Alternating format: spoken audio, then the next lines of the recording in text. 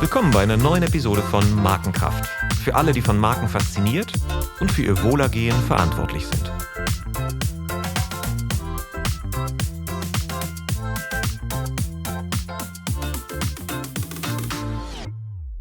My name is Olaf Hartmann, and I talk today about a perfect storm that is brewing. Facebook becomes Meta.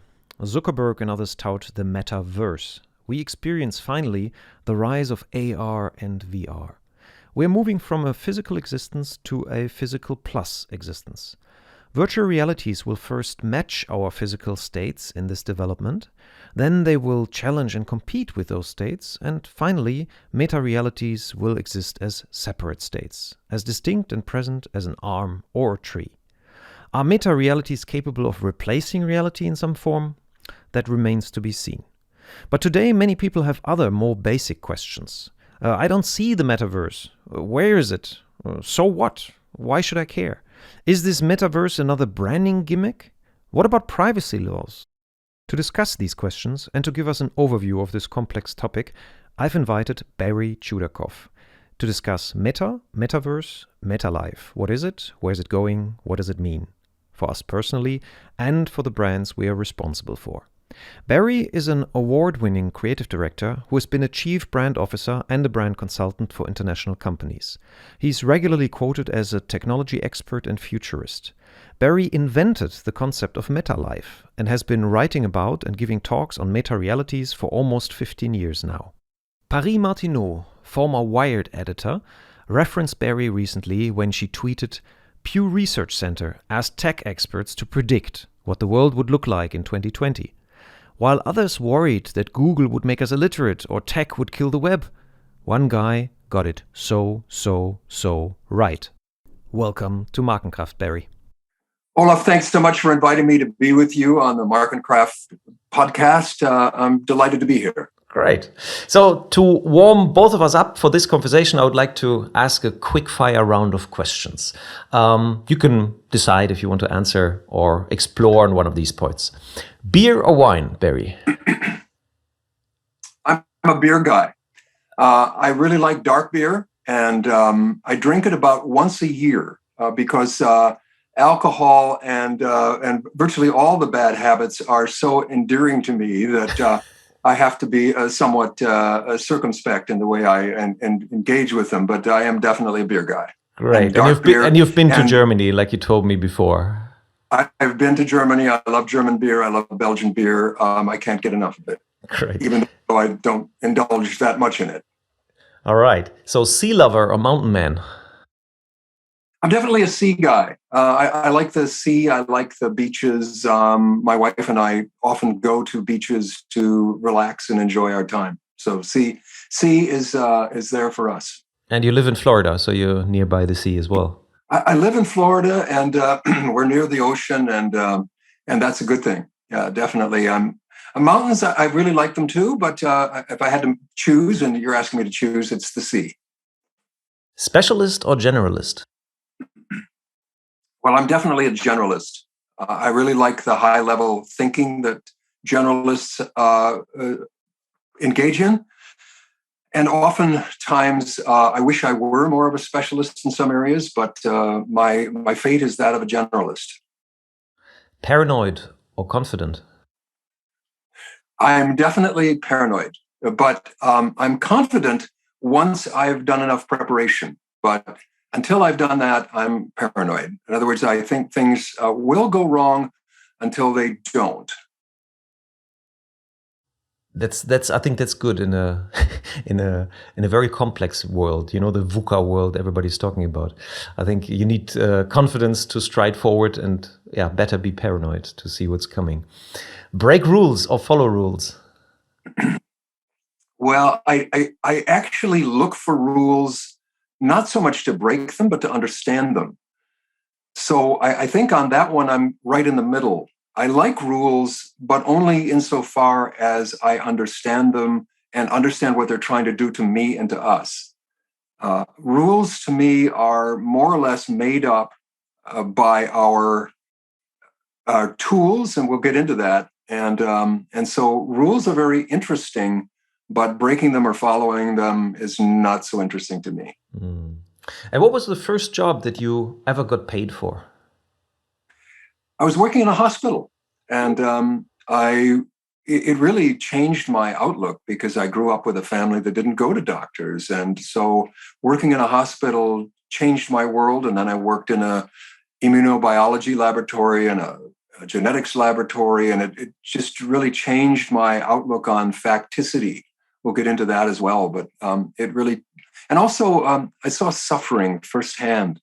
And it's one thing, we actually don't go to hospitals very much unless we're sick, and to spend time there with people who aren't well, changed the way I look at the world.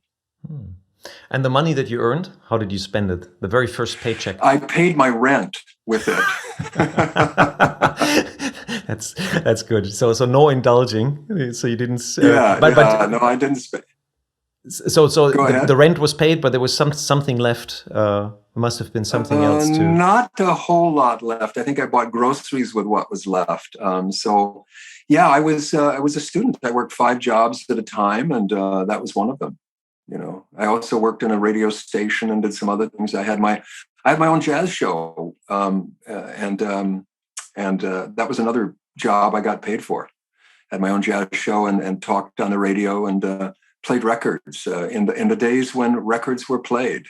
Yeah, the records. They make a comeback right now. Like records are. Yes, they are. It's one of the main sources of income of musicians. Like the physical reality of the music, holding in your hand, opening it up, and suddenly you're willing to spend much more than for the download from Spotify.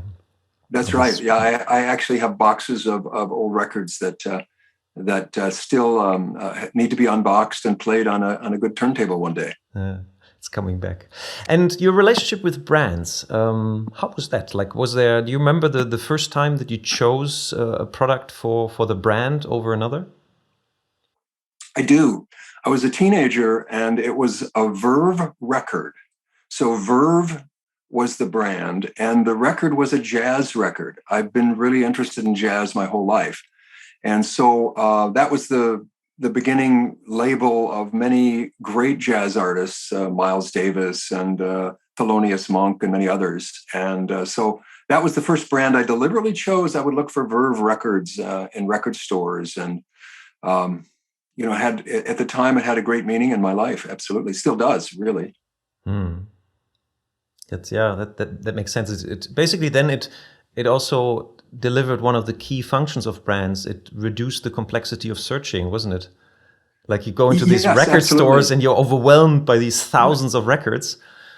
Well, yeah, it's like an underarm deodorant or a toothpaste. Now you need a guide to find your way through all those products because there's so many variations on simple toothpaste or underarm deodorant. Yeah, definitely. Yes, at the time it was a great guide. I'd choose the Verve record and off I went. Yeah, and I still remember the first time when I was an exchange student in the States and I walked into one of those Walmarts, and it was cash and carry it was. I was just amazed, like as a European, you're not used to this kind of choice. Like you stand in front of this wall of products, like of only one kind, like pickles. Like your peripheral vision was full of pickles, like from the left to the right, and it just blew me away. It was amazing. All right, so before we jump into the topic of today of the Metalife, tell us a little bit about yourself, how you turned from being a creative director and brand manager to thinking so deeply about media and the effect it has on our thinking and the tools we use to process the world. Well, I was a creative director at an advertising agency in Toronto, the biggest advertising agency in the city. I just won more awards for my creative direction than anybody had won at that time in Canada. And I was asked to become the head of many different agencies, I think 3 of them. And I was a little confused as to which direction my career would go in. And I decided to go off on my own as a brand person. And in going off on my own and leaving the very insulated world of the advertising agencies, I began to think about tools and what I've been using for so many years to develop advertising.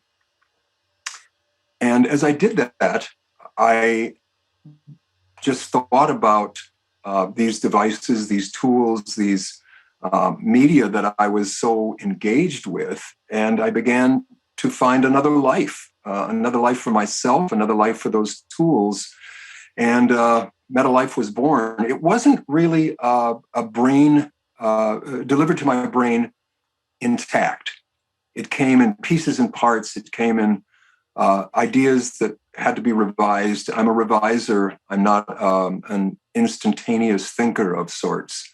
So over time, I developed it, and that's kind of how it happened. And then I began to write about it and get my writing published here and there, and here we are. Okay, and there we are. So the first question is really, let's start with the basics. What is Metalife? Yeah, what is it? Well, Metalife is what I call the way we use our tools. And I came to Metalife through writing about information. I wrote a book that found a publisher, but then was delisted, called A Blinding Glimpse of Everything. And from this, I wrote a series of articles called Making the Page Think Like a Network. I was greatly influenced by Saul Wurman's books on information anxiety. I began to see information as this living thing. And I will get into that, but I was influenced by Marshall McLuhan. I became a visiting research fellow at the McLuhan Program in Culture and Technology at the University of Toronto. And I began to think of this living information as having its own life, and the Metalife basics kind of were formed. And some of these may be obvious to your listeners, some of them may be a little surprising, but here they are. We share our thinking with our tools. In other words, we don't just think without a way to manage or frame that thinking. We'll get into that.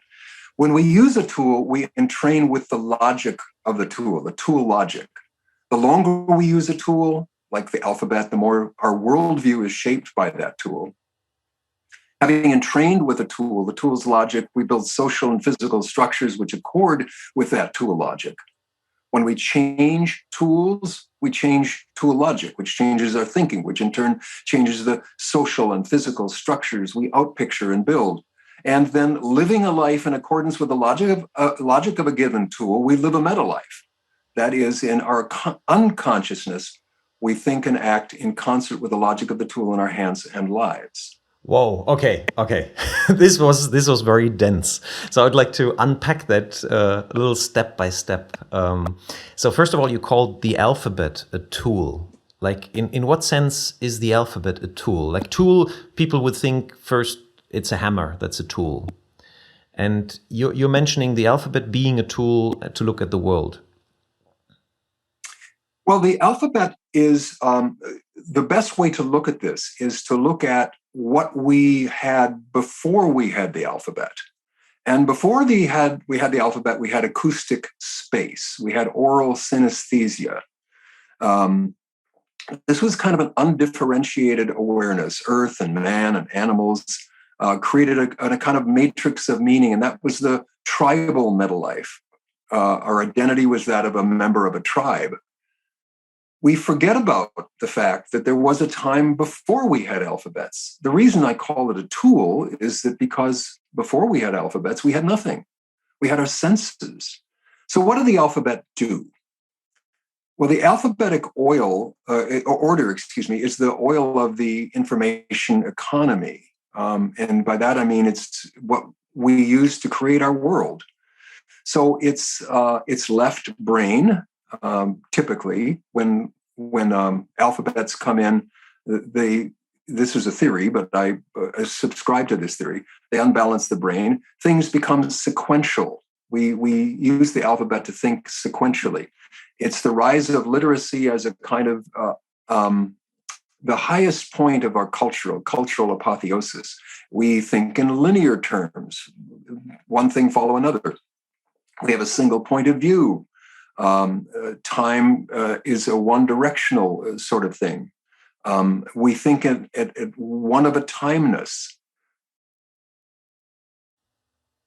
And what you're saying basically is that when you use a tool, the tool influences your perception of what you do or what you see in the world. So there's this saying, if you're good with a hammer, everything looks like a nail. So just your competence in using the tool immediately changes the way you scan your environment, and sometimes you apply the hammer maybe for some jobs that it's not perfectly suited for, but you don't question it because you're not aware of how it influences you looking at things. Or what I understand when I try to translate this, like words, like the way you describe it, words for you are also tools. And that makes a lot of sense. Like, for example, this study, which I found very interesting, which fits to this, is when you ask people about problems and you use a certain word to frame the problem. In that study, it was done with crime. And the problem was framed in a way, crime is like a virus that is infecting society. And the other group, you would describe the same problem with the same statistics and all that, and you would call the crime is an enemy. And then you let people just think of what can we do against crime. And the virus group developed completely different solutions to the problem. For example, they talked about education and, people being neglected or the society is unfair to certain groups and how to rectify that. So they were talking more systemically.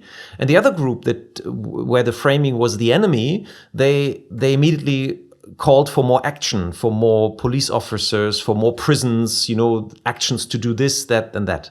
Is that what your? That's it exactly. That's it exactly, Olaf. And our accepted notion is that we build these walls of ideology and moral injunctions, the edifices of our order that become our social institutions, and then we use them to promote these ideas. But I think it works exactly opposite. Our tools are the behind-the-scenes builders.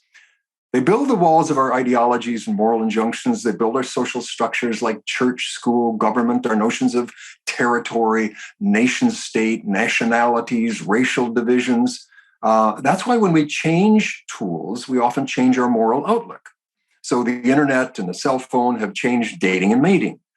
In the United States, where I am, the US was once the most religious of nations. Now it has become more secular and non-denominational. These are cursory examples, but I believe these and related phenomena are tool-based. We build our sense of order from the tools we use to interact with and then look at and describe and delineate the world. We have a lot of tools now, but not long ago in human history, I should say, there was only one major tool, and that was the alphabet. So when we look outward to the world, we rarely look at the tool we use that looks outward to the world for us. But that's precisely where I focus. That's what I'm talking about when I'm talking about Metalife. That is very rich in like from my perspective. Like one thing, it's very rich in the way that we're not aware of this, the way this shapes. Like those two groups when the problem was phrased in one way or another way. When they were asked, like, were you influenced by this phrasing? None of them said like, yeah, sure, we were influenced. They all said, no, I would have come up with the same ideas, even if you would have described the problem in a different way. So that is one thing. Like what I'm taking from what you just said is that we need to understand the underlying structure that creates a different perception of what we perceive. And this in a very practical sense has been a discussion in the last 15 years in the media world where people said, all reach is created equal. And Karen Nelson Field gave a great speech to this last year or 2 years ago. He said all reach is not created equal, because the channel that I receive the message through immediately colors the message and enhances certain aspects of it or gives certain meanings to it. And this is what I understood so far from Marshall McLuhan, what you're describing now, the medium in itself is a message. So it does make a difference if I send something through a little screen that I hold in my hand, or if I watch the same film in the cinema, in a dark room where no distractions are there and the screen size is 6 by 8 meters right in front of me. Yeah. Huh? Yes, that's absolutely right. In my view, Olaf, we live with a lot of tools now that we have just picked up and used, but we haven't thought about the logic of those tools. And if you read, Subliminal or Duped or Thinking Fast and Slow or any of these other writers who have looked at the way we use our minds, you realize that we use them in unconscious and unexamined ways. So when we look at Metalife and when we look at tools that create these Metalives, we're really looking at our unconscious use or the meta level use of those tools.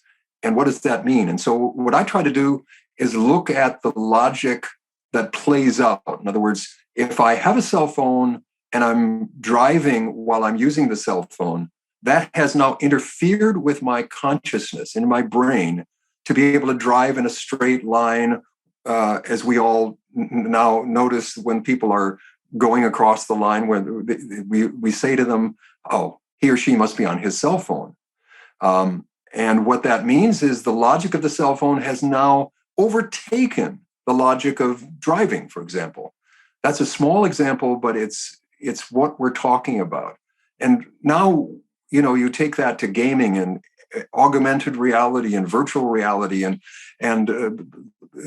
other things that are part of our lives, algorithms and quantum computing. Each of these has its own logic, and we have almost no way of looking at that until now. Okay, so there's the meta reality basically in opposition to our normal reality. Is like when you talk about meta life, maybe just to if you summarize it, like the meta life in comparison to the real life is what?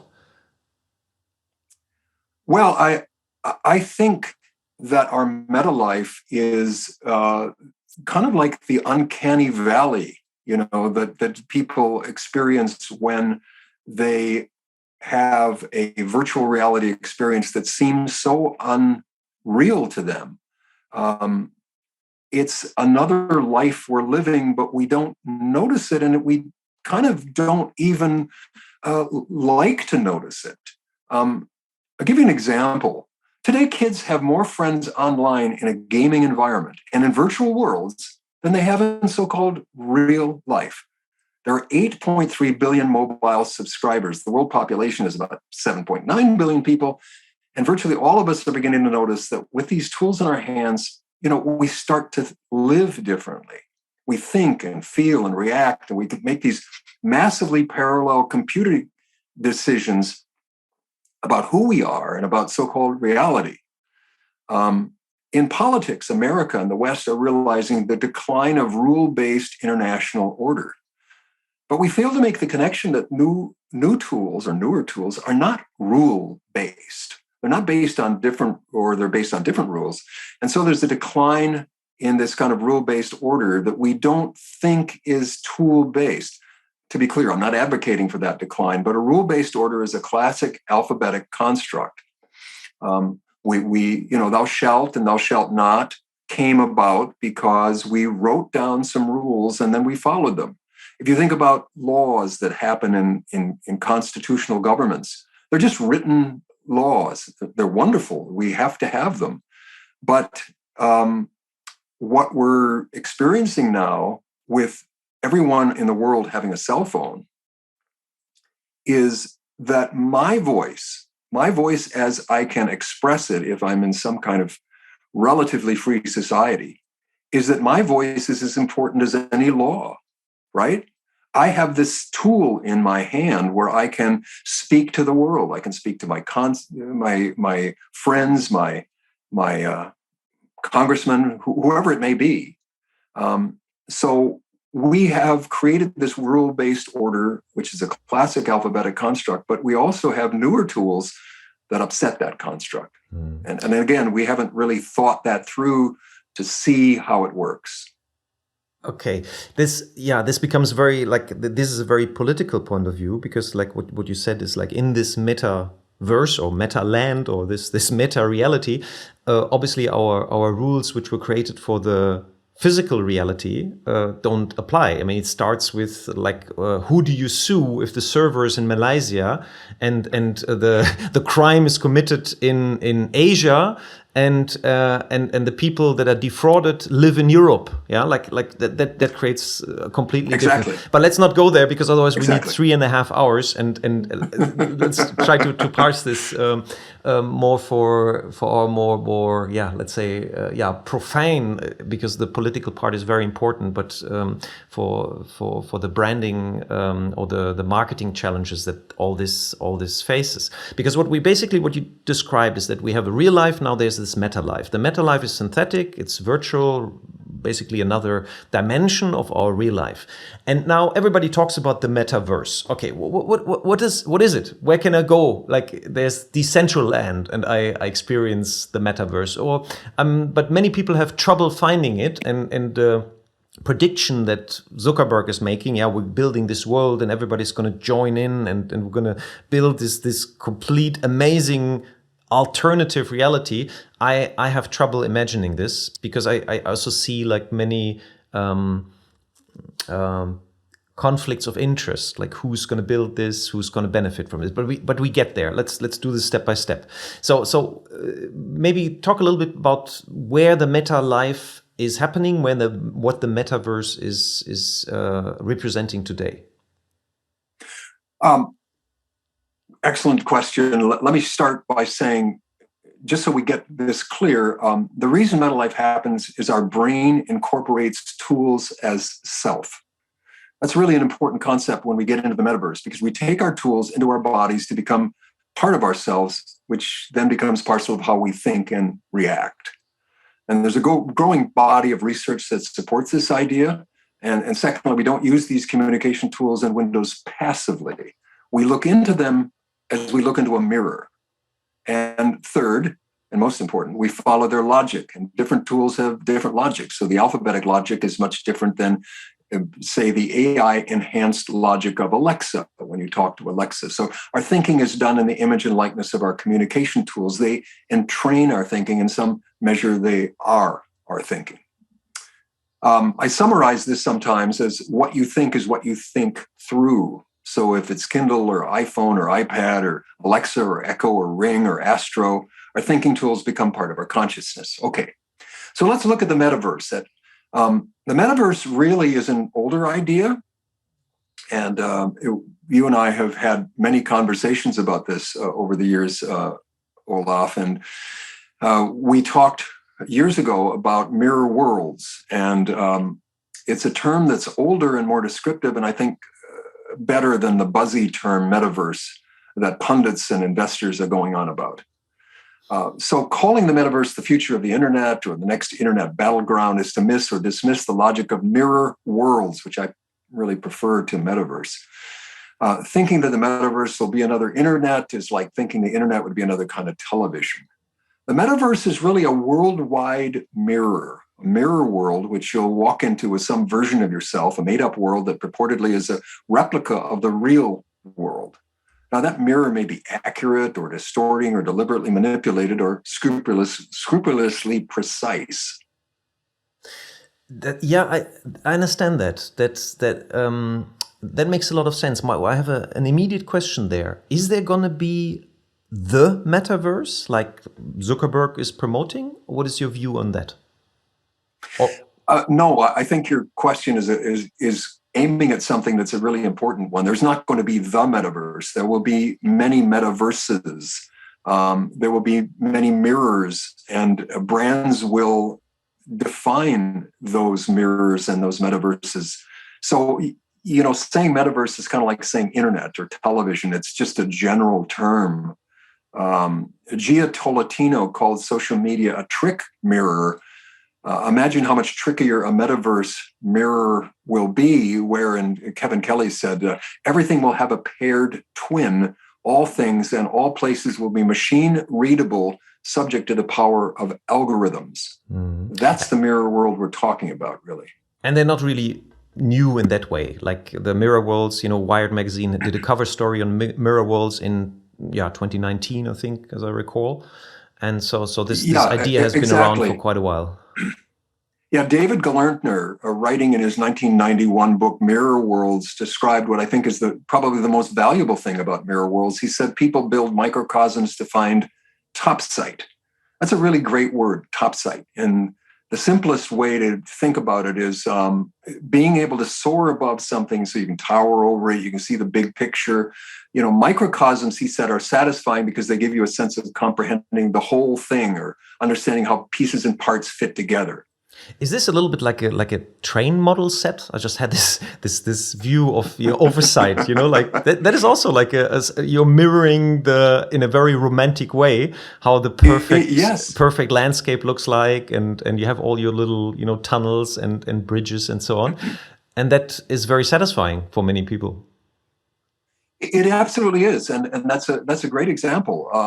The metaverse is going to be more than a branding bonanza. It's going to be more than a new world grab, a land grab. It's going to be a deeper, much more important value to the metaverse microcosm because it helps us to understand and hopefully improve the world we live in.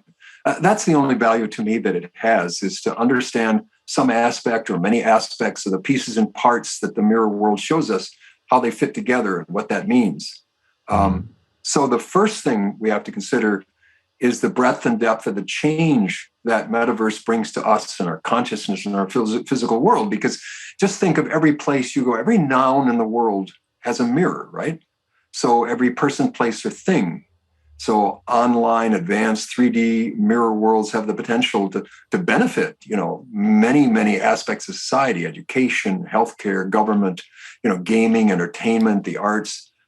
But they also have this ability to look into us. We become as transparent as glass because every place we go, everything we do is mirrored somewhere to someone for something, for some benefit or supposed benefit. Yeah, I feel this is, how deep this is. This goes into very deep psychological and philosophical questions. It's like a little bit like a pinball effect here, yeah. So we're pinballing towards the logic of the metaverse.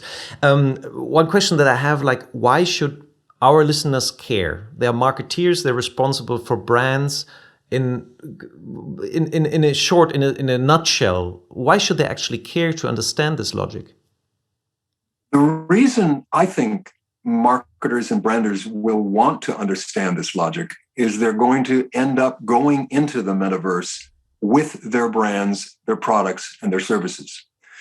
It may not happen tomorrow, but it's going to happen. We can see this happening already simply because we've moved from, if you just go back through the technology a little bit, at one time there was only photography, then there became radio, then television, then the internet, then cell phones. Did we change or to stay the same? Are we the same as we were when we just had photography in 1870 or whatever it was, when 1900s, when the Brownie camera became commonplace? No, we changed significantly. We changed many things about our world when these technologies arrived. So basically what you're saying is it's like the advent of the movie, also of film, yeah, that it would be important for marketeers to understand the logic of the new media or this new world, because otherwise what will happen, or which probably will happen anyway, but the people that understand the logic first will benefit more from this world, because like when you look at the advent of the film, the way these films were created was like taken from a logic which came from theater. And in theater, the spectator's always sitting down and has one view of the stage. So the first films that were made, the protagonist came from the right, stabbed the dragon, and left to the left. Yeah. So basically that was a logic that came from theater. And only after a while, people understood that they can subjectively move the camera and thereby taking the spectator basically with them. And that's a different logic to storytelling, and that created a completely different art form. Exactly. Okay, so this makes a lot of sense. So when you understand more how this logic differs from the traditional way of building brands and creating the kind of memory structures that we all want, like for the positive prejudice that all brands should create, the more effective we will be in this world. And also we will be more capable of judging if this world holds potential for us or not. Because do you think that it's for everybody important to have a brand presence, like a soap? Do you think a soap should immediately start building a metaverse presence? No, I think a soap might be, more of a product placement in the metaverse than to have a soap experience, because soap is not. It's more of a something that we need to do. It's not an intimate experience that we have. For example, with our clothing, clothing is a more intimate item in our lives than a dish soap, for example. So. I think in the metaverse, we will not use the soap metaverse experience as much as we might use trying on clothes. Let's step back just for a second, because what we're getting at here is the logic of the metaverse. And to understand the logic of the metaverse, we need to understand what logic that is exactly. And to me, that logic is the logic of mirrors. In the history of art, the advent of mirrors fundamentally changed painting, as David Hockney and others have described.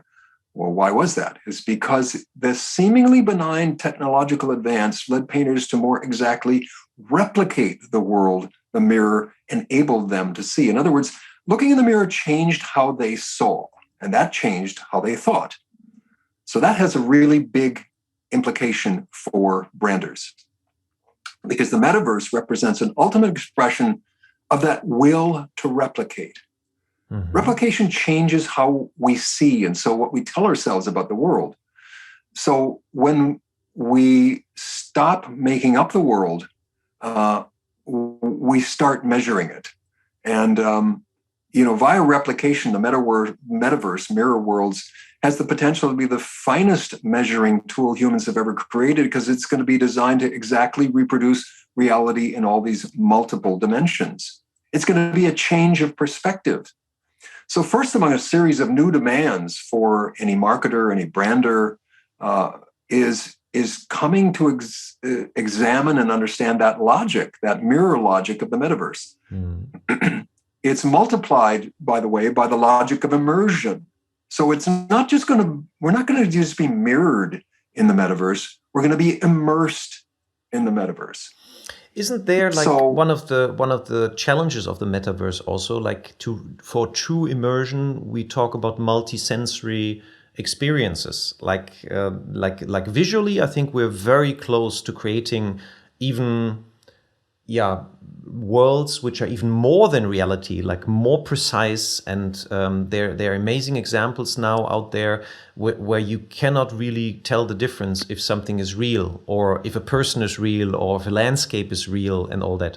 And from what I see there, like this immersiveness immediately brings up the question, how immersive can a world be that is only visual? Or audio visual? Well, you are the founder of multisense, and the logic of the metaverse is going to be multisensory. And you bring up a great point. We have relied on the visual sense to a great degree with the advent of photography, television, even the internet. We have screens everywhere.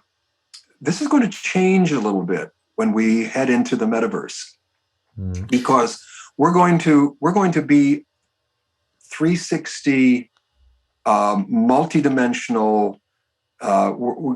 Exactly kind of the way things are in real life is what people are going to try to do in the metaverse, and that means you're going to be inside of a reality that is not reality. That sounds weird, and there's a recursive aspect to that. But that's really the new story.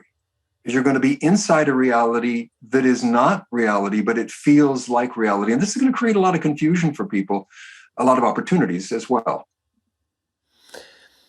And I can see, like, I made my first Oculus experiences, and I was amazed how my body reacted to being just from the first experience that I had there in London, I think over 20 years ago, and I went out of this experience and I was completely nauseous. Yeah, and now the precision, the visual precision of the illusion was so much better, and so I could actually stand an hour being in this world, and it just fascinated me, and my body reacted to it. I was afraid of falling down. I was avoiding objects, and I really thought they would hit my head. So there's a lot of our brain is really good in using these sensory inputs and creating a logic with it.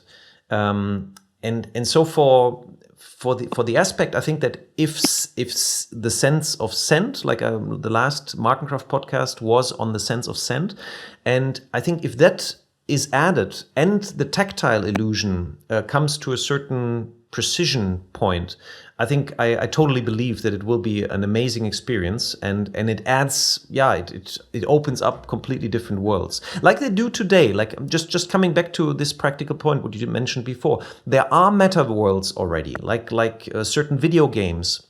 They are completely immersive. They are worlds with their own logic, and the question and the rules that apply in these are, for some brands, can we create meaningful experiences around our brand within that environment? Or is it just about exposure? For example, like the sponsoring or product placement within a certain game, which creates exposure and then mental availability for the brand in a certain context. What are your thoughts on this? What is existing already today? Well, I think the metaverse will be a camera-ready venue. Everything in the physical world is going to be captured by innumerable cameras, the pinpoint electric eyes that can be placed anywhere and everywhere to recreate this reality. So our consensus physical reality is going to be translated into this mirror world. And I think it's going to be strange for us, as you described in your experience, as everything and everyone will be on camera 24/7, 365. We're all going to become the Kardashians. Our workplace, our homes, our public and private spaces are going to be reflected back to us in the mirror. And that's going to be reflection as broadcast.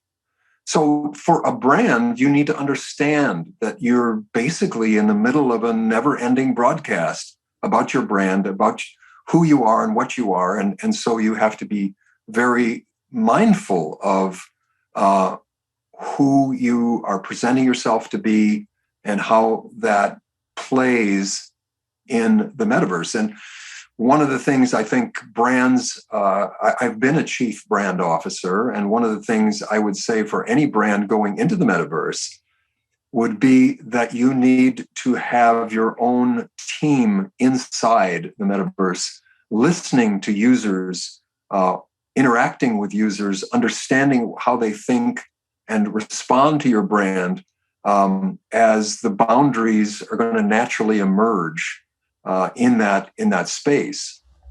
That's a good point. What do you think? What is your point of view? How will humans react to this? Like if they move more and more, because there are examples of people that basically live in metaverses already. Like we already mentioned, the multiple player online games, they're getting close to this. Like how will humans respond from the experience of the metaverse or the meta life? Well, I think our identities and behaviors and thoughts and actions will adhere, as they always do when we use a new tool, to the logic of the metaverse. So, today, following the example of Second Life, a digital representation of ourselves in the metaverse, people think today it's going to be an avatar, a cartoon-like replica of ourselves. I don't think that's going to be the case. I think this self-representation or this persona won't remain a cartoon. I think selfies are going to morph into the metaverse to represent us more accurately, more beautifully, more handsomely. They're going to become like we are, more like a photograph, more like an AI representation of ourselves. So at a very basic level, Our self-presentation, our identity in the metaverse is probably going to change, given the immersive logic of these coming mirror worlds. We don't really understand what that means, except we get a hint of it today when people change their bodies, their noses, their breasts, their eyes, their eyebrows, whatever it may be, so that they can look better on camera. Imagine what it's going to be when we have to look better in the metaverse. Oh my God, this is a little bit scary, to be honest. Like when I think of this, especially when you think that the influencers that are coming now, the next generation of influencers, some of them are not even real people anymore. There are virtual influencers that look like perfectly like real human beings, and they don't exist, so they don't age. The company nearby my hometown, like in Wuppertal, there's a company called Soy, and they are the leaders in creating virtual worlds, like also for companies, but also in creating avatars, which are completely like real, beautiful human beings. And if you think how much this influences your perception on how you want to look, it's going to be that soon the plastic surgery ideal might not be even a human. It might be an avatar.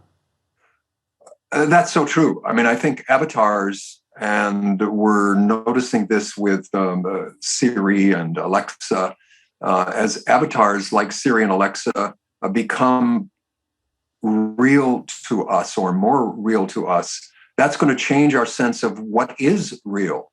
And our relationship to our own bodies, like how would it influence that? Our most intimate relationship is with our own body. And the obvious fact is that we have bodies, but in mirror worlds, our bodies don't come with us. Consider that in a work situation, you'll spend an hour or a series of hours in an environment that is neither where you live nor where you work, but it'll be the new meta space where you work. And you're going to easily adapt because metaverse software will have been tested with people like you, and there'll be a consensus of amenities to make you feel comfortable in this digital plane of the workiverse. But you're still a body, and the ends of our bodies, our proprioception, will alter significantly as we transition from this physical reality to a metaverse logic and reality. So the most profound thing, I think, that this shift of online activities into a more fully immersive digital space is going to do is going to confound our proprioception, our sense of our body. Where does our physical form end and the world begin? And to your point of a moment ago, which body do I want to show up in anyway? And which body is real? Mine or this avatars? And this isn't a small consideration. Our bodies and our relationship to our bodies is going to become a lot more fluid. You're actually seeing this now today with the beginning of a lot of digitization of humanity as people become more fluid, less rigid about their sexual orientation, for example, or about their personal orientation, about their personal pronouns, and so on. This is the beginning of something that's going to, I think, become a bigger trend. And as we, quote unquote, jack into the metaverse to become present there ourselves, without the encumbrance or enhancements of our physical form, not only our presentation of self in everyday life is going to change, our sense of self is going to expand. We're going to feel we have multiple selves, and then psychiatrists and counselors are going to be called in to help people cope with the multiple self syndrome, and on and on. Whoa. Okay.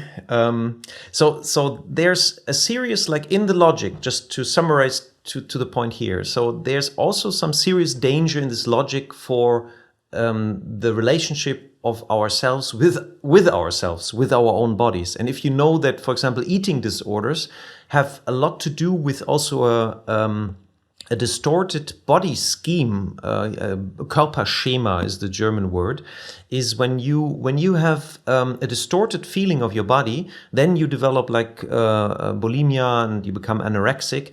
And what they found, there's a fascinating studies here, is like how you can test this, is that you let people basically position two levers in the same angle with closed eyes. And healthy people can do this, and unhealthy people, they have this distorted, basically, proprioception. Like you said, it's like the position of their body is not represented accurately, and then these two levers are always off by certain degrees, and this is a sign for this distortion, which creates, like in that case, like eating disorders. So that's also a big responsibility of how we will approach this new logic of this tool as a brand. What kind of projections we make into this world with the avatars. Yeah. I wanted to avoid the political, but this is very political. It is very political. It's also very psychological. Fully immersive digital spaces are really going to supplant what we call social media today. And so we need to consider and game plan as marketers and branders for the difference between immersion and online access. It's a completely different logic, a different way of showing up. If we show up as ourselves, given our behaviors that we can see today on TikTok and Instagram and Snap, we're not going to be content to leave ourselves as we are, to your point of a moment ago. We're going to immerse as an enhanced version of ourselves. I achieve some social goal of inclusion or exclusivity.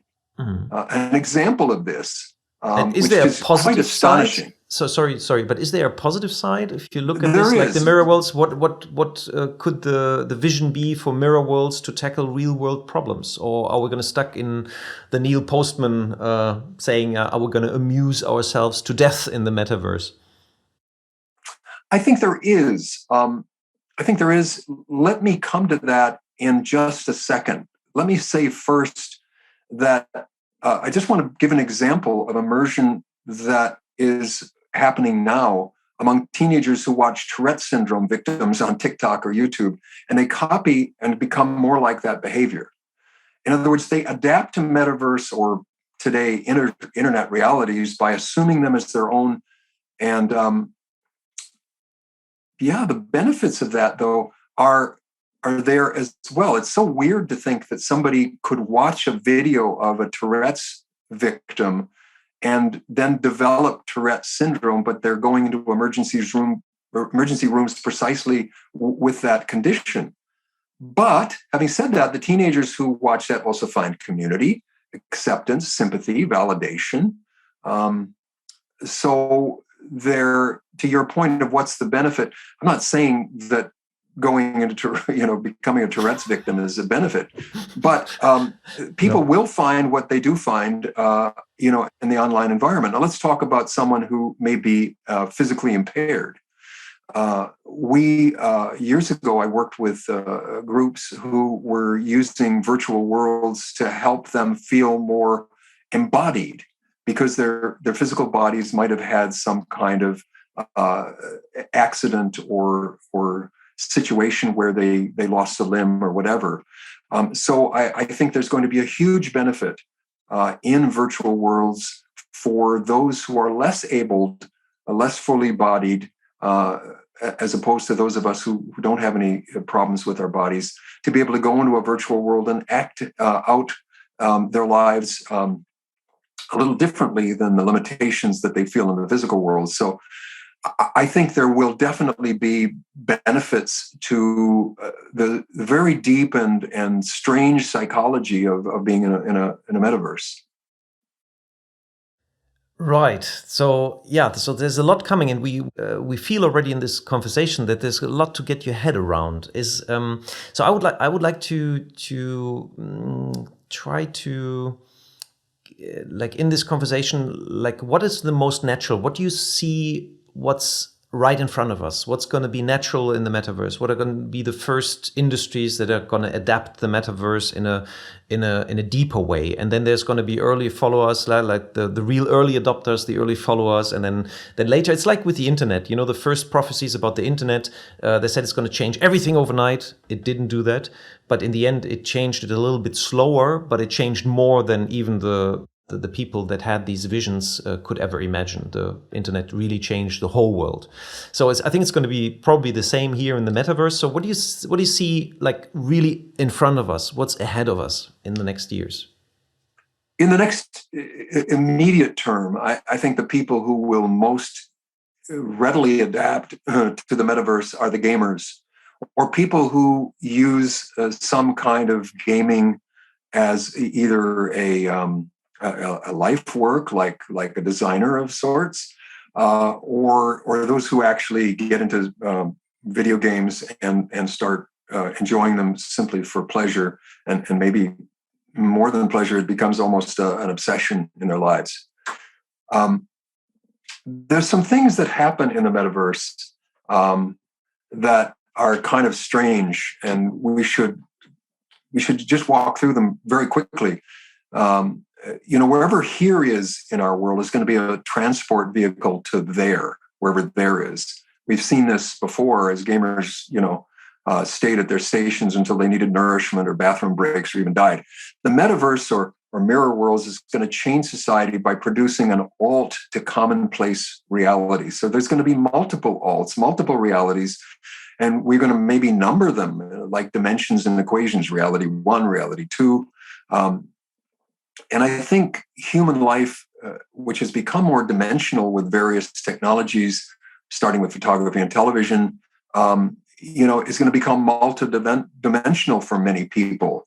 So once it's fully developed, it will have the effects and beats and depth of a real world. And for those people with a gripe or discontent with conventional reality, this may be a realer world for many people, or a reasonable alternative to houses and streets and stores and buildings where you live and work.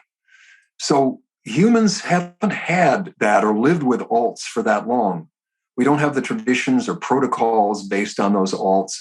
We haven't collectively or barely individually decided how to behave in these alternate realities. So coming to that understanding and then diving into it is going to change human society as few things has before.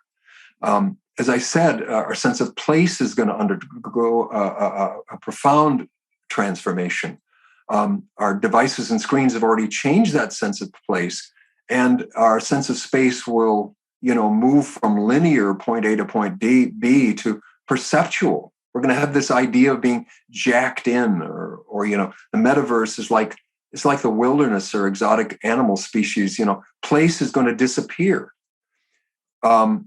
Our current devices already erode that with the speed of transmission. So one of the things that, that's going to happen right away is that being connected on a variety of devices into the metaverse is going to abandon placeness in favor of nowness. So as we do with our awareness of place, with gaming and other cell phone situations, these alternate realities are going to become, are here in the world. It's going to be subscribed by the metaverse. So third, with our place altered, our sense of time is going to be compressed and distorted. This new time dimension will be different than what we experience now. It will experience connectedness. We will experience connectedness, not place. And that connectedness will exist only in time. So place becomes an artifact of connectedness. That speed kind of hurdles us into time. And this isn't conventional time measured in old clocks. It's a time of perpetual here-ness, endless nowness. So Can I do a small segue there in a practical sense? Like, for example,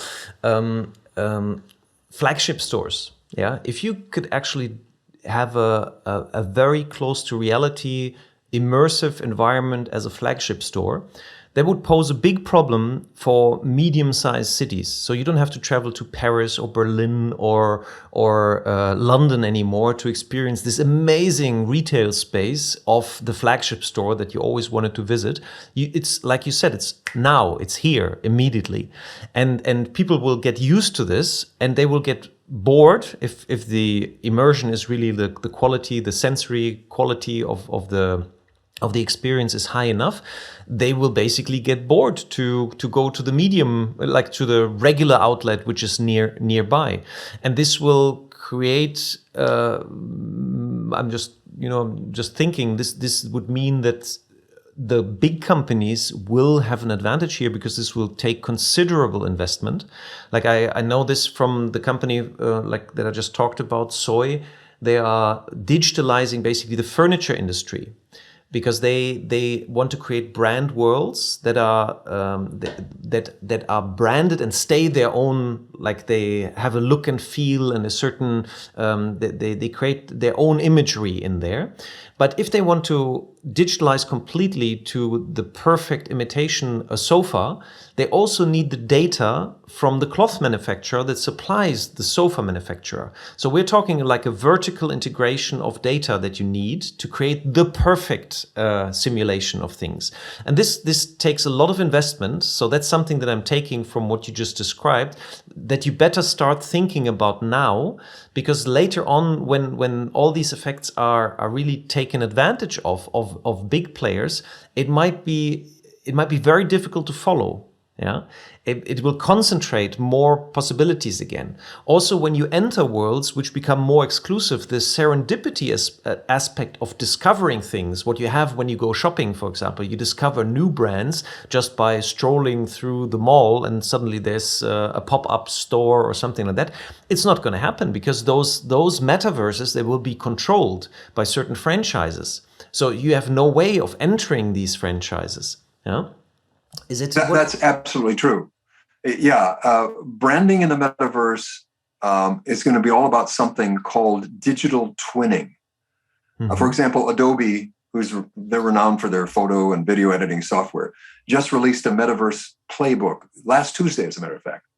And they announced partnerships with Coca-Cola, and NASCAR, and Epic Games, and NVIDIA, on a range of metaverse-related projects. So Adobe told CBS, the network here, that hundreds of brands are already using existing 3D tools to create the very thing you were just talking about. That's that interactive content that is every noun that relates to the brand. Person, place, and thing has to be recreated. Adobe said that demand for tools used to create photorealistic replicas of their products grew 100% from a year ago. In other words, all these companies are racing to create digital twins of their products as well as their services. And what is it? What does it mean to create a digital twin, and what will it do for brands? What do you think? Could you explore? Well, that's a key question, I think, Olaf. That's a key question. Let's walk around this notion of a digital twin for a second. In mirror worlds in the metaverse, as I said, every noun, every person, place, or thing will have a digital twin. That is, every thing in the universe is going to be digitally recreated. NASA engineers pioneered the digital twin concept in the 1960s. They kept a duplicate of any machine they sent into space, and they could troubleshoot a malfunctioning component while its physical counterpart was thousands of miles away.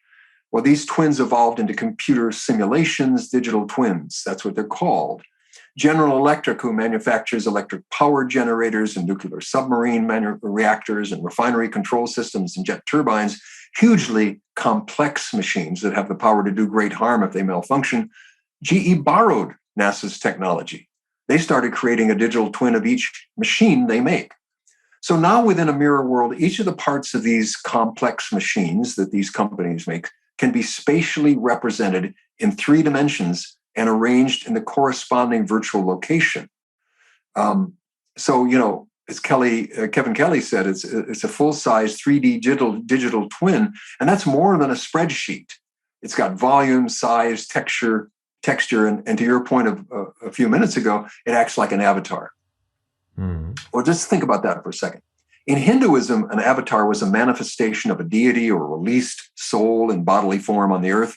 In gaming, an avatar means an icon or a figure representing a particular person. What's the upshot of this for brands? These 3-dimensional entities are personifying. They're taking on human characteristics. This has huge implications for brands and branding. Avatar creation and management, building, maintaining, evolving, improving, even replacing, this will be a new role for brand management. I could imagine a chief avatar officer with a team of folks who are charged with personifying a brand's assets.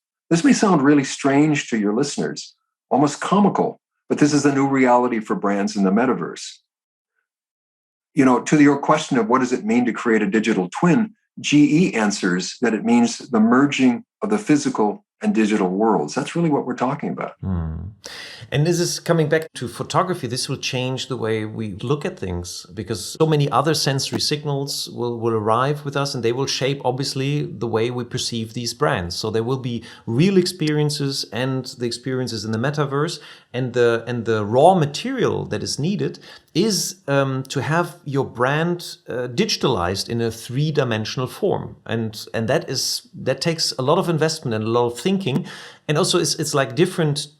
Like you need a different thinking to be creative as a sculptor from being a painter.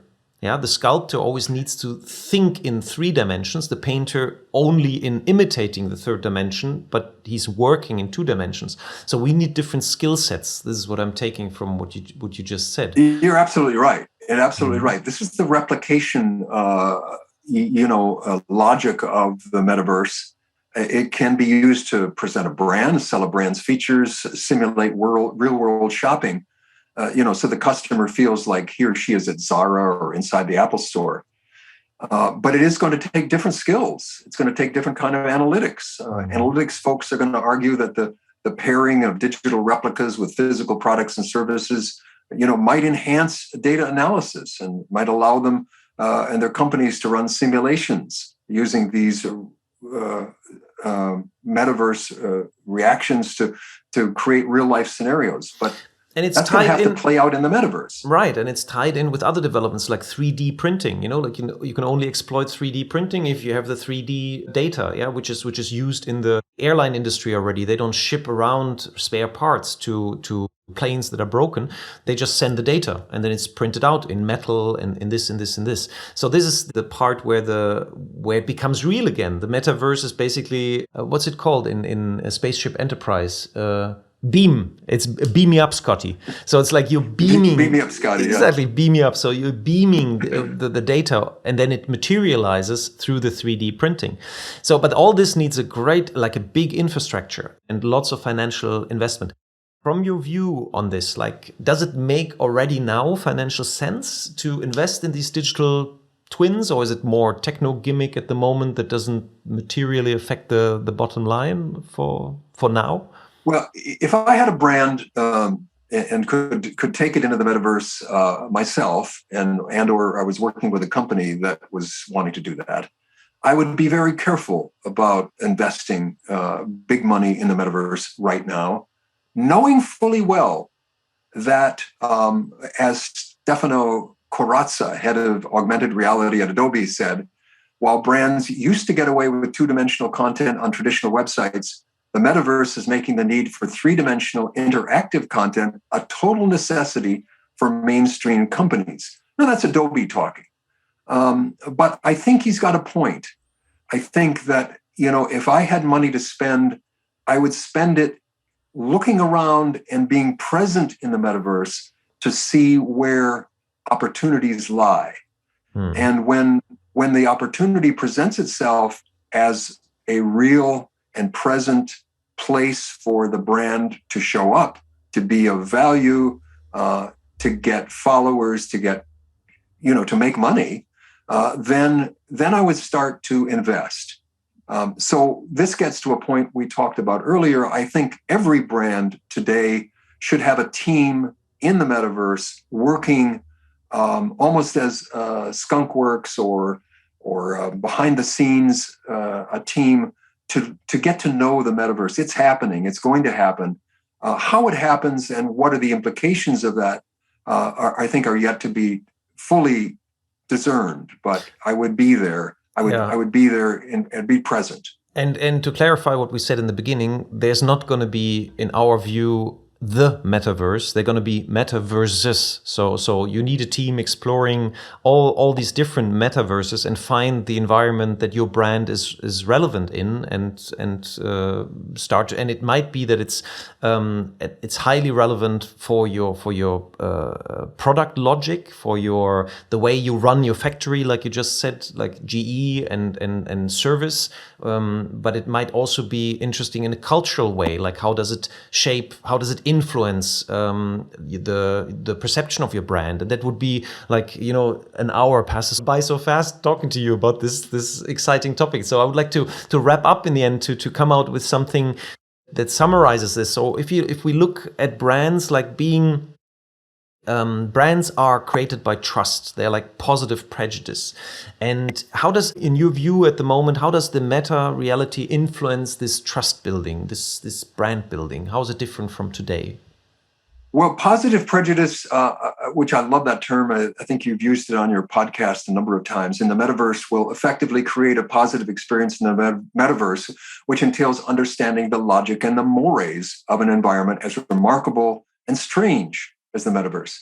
Some companies are already ahead of the curve because they've already used mirror worlds in productions, like in the production of vehicles. Take BMW, for example.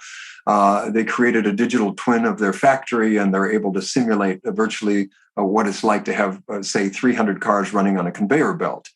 The vice president of Omniverse at NVIDIA said the difference in that world now is that it's taking place where it hasn't been there in the past, and it's a platform that obeys the laws of physics and obeys the true to reality scenarios. So it's not just an approximation, it's not just a representation, it's actually something that's true to reality. And that's, I think, what brands have to figure out, how to be true to reality in that metaverse environment. If it enters like the broad culture, like it is right now, we're talking about something which is happening right now already. And if we know that brands are influenced strongly by cultural meaning, how do you see that? Like, what is your view on the cultural aspect of brand power? Well, I think the cultural, aspect is going to be about connection.